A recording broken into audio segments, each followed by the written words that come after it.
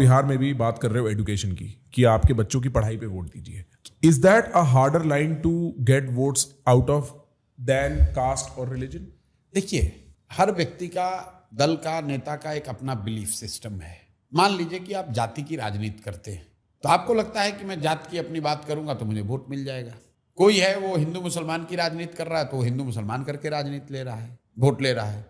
कोई आदमी कह रहा है कि नहीं मैं तो विकास के नाम पर वोट मांगूंगा तो विकास के नाम पर वोट मांग रहा है. कोई कह रहा है मैं सेकुलर हूं इसके नाम पर वोट मांगूंगा इसलिए वोट मांग रहा है. कोई कह रहा है मेरे पिताजी ने बहुत बड़ा काम किया है इसलिए वोट दे दो इसलिए वोट मांग रहा हूं.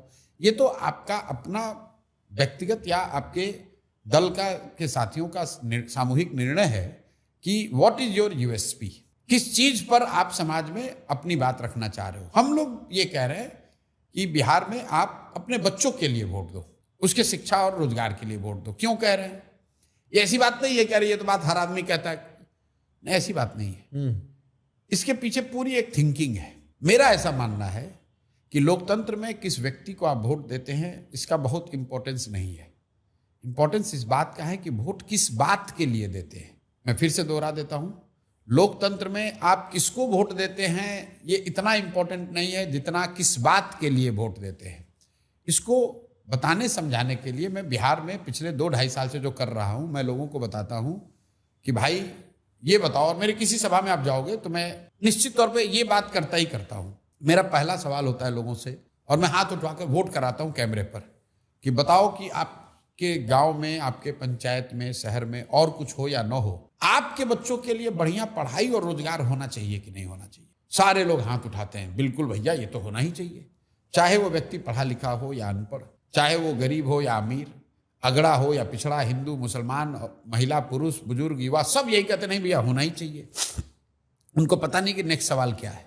फिर मैं कहता हूं अच्छा अपने अपने बच्चों का चेहरा याद करो और याद करके ये बताओ कि आप में से किसने जीवन में एक बार भी अपने बच्चों के पढ़ाई रोजगार के लिए वोट दिया है.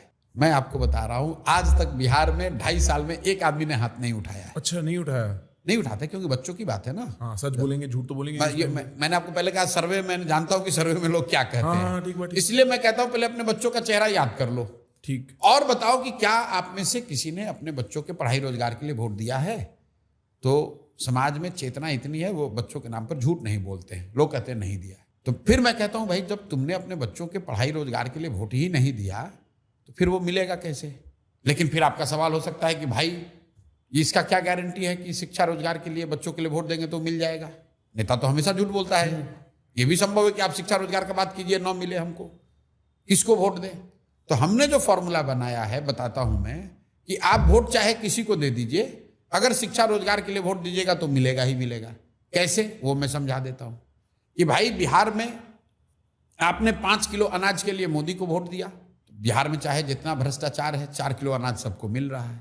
बिहार में लोगों ने हिंदू मुसलमान के नाम पर भाजपा को वोट दिया, तो ये राम मंदिर अयोध्या में बनना चाहिए इसके लिए वोट दिया, सारे हिंदू एक हो जाइए, अयोध्या में राम मंदिर बनना चाहिए. तो मैं लोगों को बताता हूं कि भाई देखो तुम्हारे गांव में नाली गली सड़क फैक्ट्री अस्पताल हो चाहे नहीं, अयोध्या में राम मंदिर बन गया.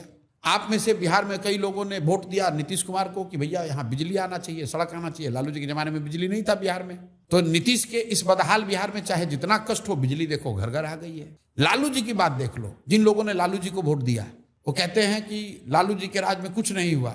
लालू जी कहते हैं नहीं, हमने गरीबों को आवाज दिया, सम्मान दिया. मैं लोगों को बताता हूं कि लालू जी के राज में पढ़ाई नहीं हुई, रोजगार नहीं हुआ, सड़क पानी बिजली नहीं मिला, लेकिन जो गरीब और पिछड़े थे उनको आवाज और सम्मान तो जरूर मिला. ये मानने में कोई दिक्कत नहीं है. बिहार में लोग कहते हैं हम जाति पर वोट देते हैं, तो हमें भैया और कुछ हो चाहे नहीं, जो जाति का तुम्हारा नेता जीत कर गया वो तुम्हारे लिए पढ़ाई रोजगार का व्यवस्था किया चाहे नहीं, जाति का जनगणना जरूर कराया है.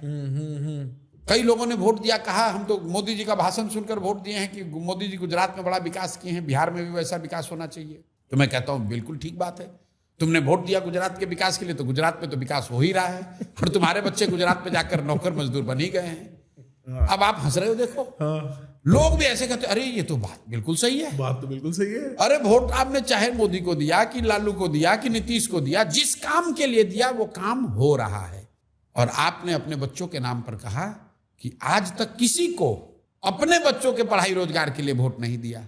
तो मेरे भाई जिसको वोट देना है दे दो, एक बार अपने बच्चों के पढ़ाई रोजगार के लिए दे दो, चाहे लालू को दो, प्रशांत किशोर को दो, नीतीश को दो, मोदी को दो, आपके बच्चों के लिए पढ़ाई रोजगार होगा ही होगा। ये लोकतंत्र में वोट की ताकत है। कितना भी कोई भी नेता हो, जिसको आप कहते हो ना ये चुनाव का मुद्दा है, जिस मुद्दे पर वोट पड़ेगा उस पर कुछ ना कुछ काम होगा ही होगा। तो जो बॉटम लाइन मुद्दा है, तो इसलिए मैं बिहार में एक ही मुद्दा बना रहा हूं, अपने बच्चों के लिए वोट दो। क्योंकि तुमने जाति के लिए वोट दे दिया, तुमने अनाज के लिए वोट दिया, तुमने मंदिर के लिए वोट दिया, तुमने नाली गली के लिए वोट दे दिया, तुमने गुजरात के विकास के लिए वोट दे दिया। एक बार जीवन में वो करो जो तुमने नहीं किया है, वो ये कि अपने बच्चों के लिए वोट दो, उनके शिक्षा रोजगार के लिए वोट दो। चुनकर जो भी आएगा तुम्हारे बच्चों की शिक्षा रोजगार की व्यवस्था करेगा।